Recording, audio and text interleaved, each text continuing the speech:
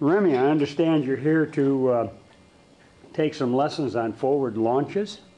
Yes, I've come to Eric Defour to take some training. I'm already a pilot and I've flown between 50 and 60 times, but my launches are miracles each time I take off, so I've come here to actually learn how to take off appropriately.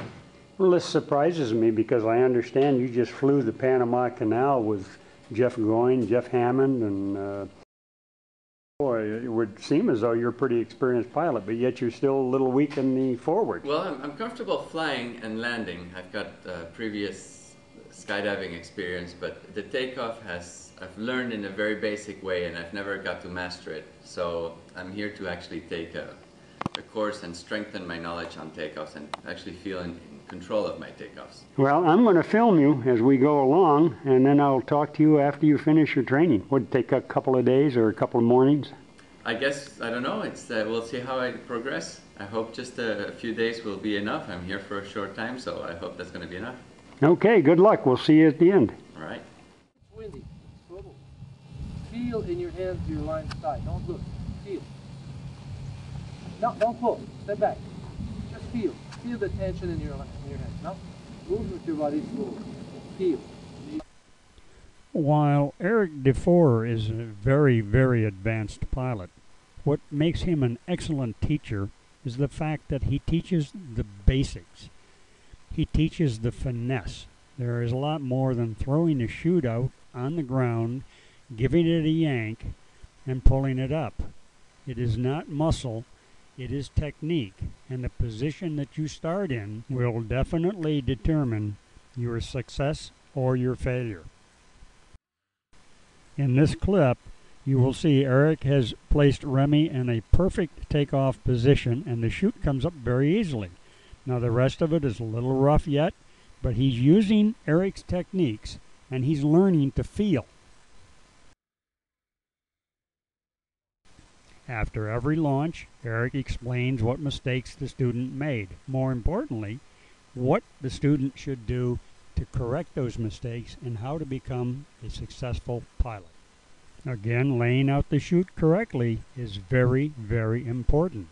A lot of pilots lay it out and it might make a good dog's bed, but it sure doesn't make a good launch. And again, the position relative to the chute, feel, feel, feel. Don't look, feel it.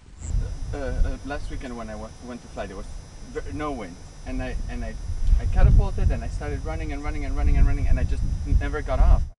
Here you can hear the frustration in Remy's voice about so many missed launches, but it doesn't have to be.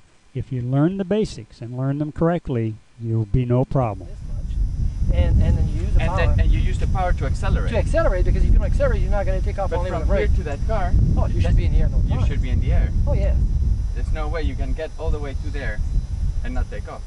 Impossible. Exactly. So I was doing it wrong. Yes. Exactly. You have to. But this, you need to practice more.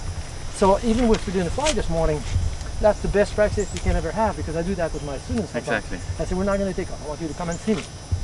Now I coach them. More power, brake pressure, too much brake, hands up. More power, more power. Now look at your glider.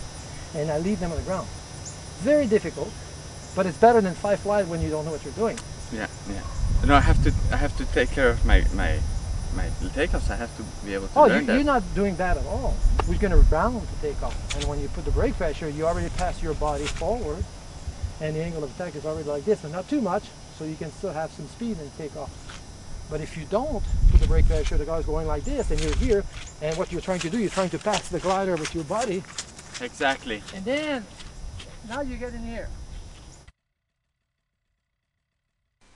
This is the last launch of the first morning. Now, while it's not exactly the ballet, look how far he goes, and generally he's got pretty good control of this glider.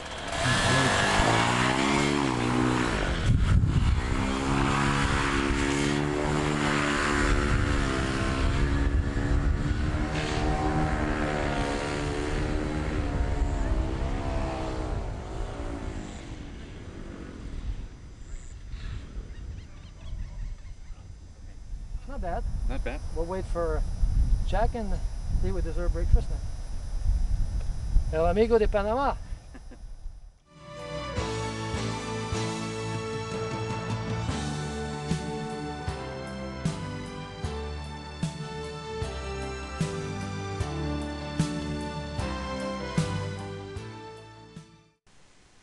By the way, we mentioned the Flight for Life or the flying over Panama, and Phil Russman was one of the participants, and he has filmed this, and I saw some of the film from the flight, and believe me, this is going to be a terrific film. It's something you want to kind of keep your eye open for.